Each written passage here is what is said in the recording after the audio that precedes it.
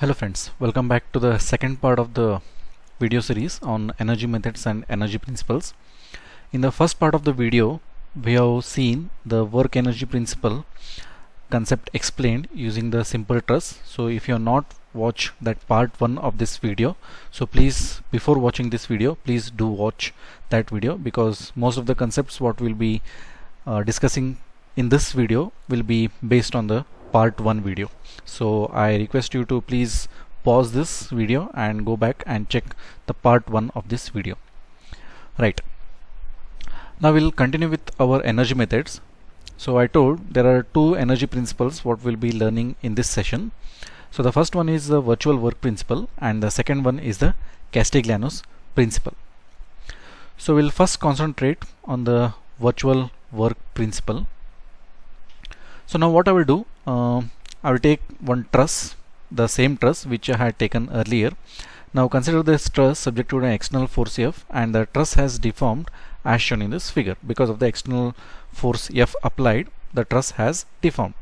Now this delta F is the deformation at this point because of application of the external force F. Fi is the force in each and every component of the member of the truss, and di is the deformation in each and every component of the truss.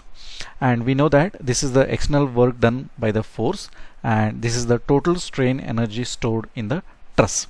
We have already derived this equation, and we also know when I plot the force versus the deformation curve, so the curve will be linear and this point will be achieved when it achieves equilibrium.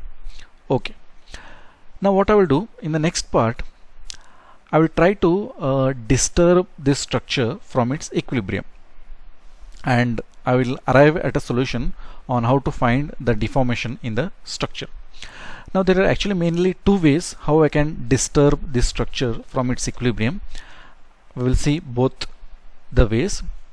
Now the first way, what I will do is I will hold this force F constant without changing this force F constant, but I will try to disturb the deformation delta F in the structure. Let me repeat once again. Now the first way, I will try to hold this F constant without having any effect on this, but I will try to disturb the deformation in the structure. Try to deform, have a disturbance in the structure. I mean to say I will add some additional deformation in the structure apart from this delta F, so that I can disturb the structure from its equilibrium. So that is what I have done here now. By holding the force F constant, I have added an imaginary deformation in the structure, and by doing that I am actually disturbing the structure from its equilibrium. Now what will happen in such a case is, when I try to add additional deformation in the structure, there will be additional deformation in the components of the truss also. Because of adding imaginary deformation to the whole structure, that is because of adding additional deformation to this delta F, there will be some additional deformation in each and every component of the truss. So that is denoted by delta di. Okay. So next, when I try to incorporate this disturbance in the force deformation curve, so it will be something like this. My F is constant, I am holding F constant, but from equilibrium I am disturbing the structure by applying an additional or imaginary deformation. So this is the additional deformation what I have induced in the structure to disturb that structure. So that is actually delta F. So that is what here I have told. So the additional deformation is represented by force deformation, is represented in the force deformation plot. Note the F is constant. Now because of this additional deformation, there will be some additional work done in the structure. So that additional work done is represented by this shaded area, and that is given as delta W, that is additional work done, is equal to F, that is this distance is F, from here to here it is F, and this is actually delta F. delta delta F. So this is the additional work done which is created. Now because of this additional work done created, there will be additional strain energy in the structure, because whatever additional work done which is created in the structure has to be transformed in some or the other way. So that in some or the other way is nothing but additional strain energy, and that additional strain energy is given as summation of Fi times delta di. Now please note here, this Fi is force in each and every component of the truss because of this external force F applied. Delta di is actually the additional deformation in each and every component of the truss because I have applied additional deformation in the structure. But I also know that the work or the the total work done should be equal to the total strain energy. So if I equate this delta W and this delta U which I had shown earlier, so this delta W is the additional work done because of this imaginary deformation. So it is F times delta delta F, that is nothing but this one, this area, that is nothing but this area, should be equal to summation of Fi times delta di. So this is the equation what I will get by disturbing the structure in a first way, that is I am holding F constant and I am disturbing this deformation. Now let us see the second way. Now in the second way, what I will do, I will hold my deformation constant while I will apply an imaginary force delta F to the already applied external force F. I will repeat once again. In the second way, what I will do, I will hold my deformation in the structure constant while I will apply an imaginary force delta F to the already existing external force F. So then, now what will happen? Now because of the additional force apart from the external force which is already applied on the structure, the components in each and every the components of the truss will have some additional force in them, right?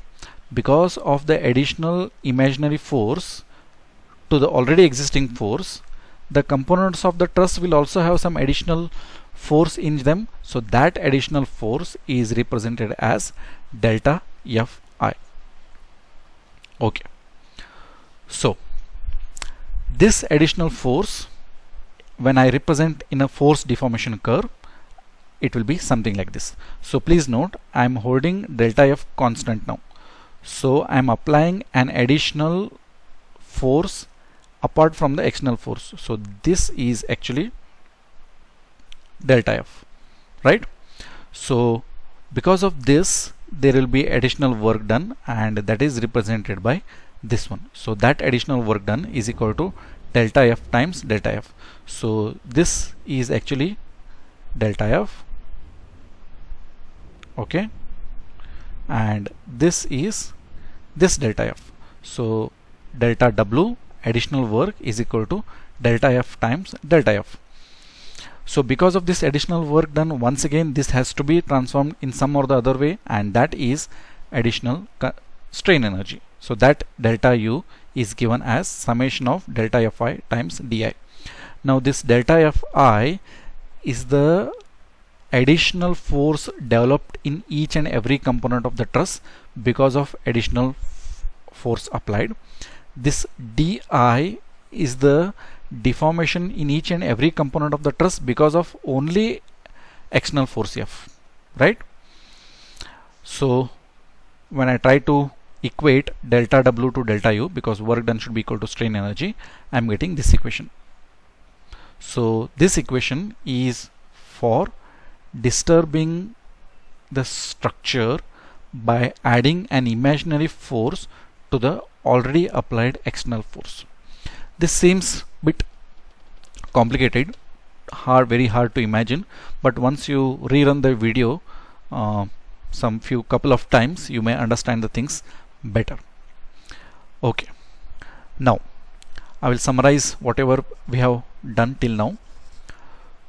We have two equations which we have written because of disturbing the structure in two ways. First way was I had kept F constant and I applied some imaginary deformation along with this delta F. So because of that I am getting this equation that is called virtual work principle. Now the second way, I kept this delta F constant and I applied some additional force in this F and I got this equation, and that is actually called as complementary virtual work principle. Both are virtual work principles only, but this is called a complementary virtual work principle.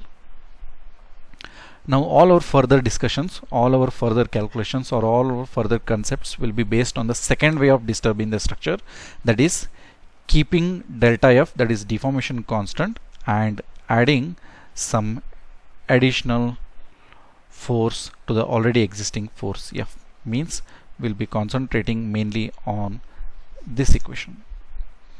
So we'll see how to use this equation and actually how to find this delta F in the upcoming video. Till then, thank you. Bye.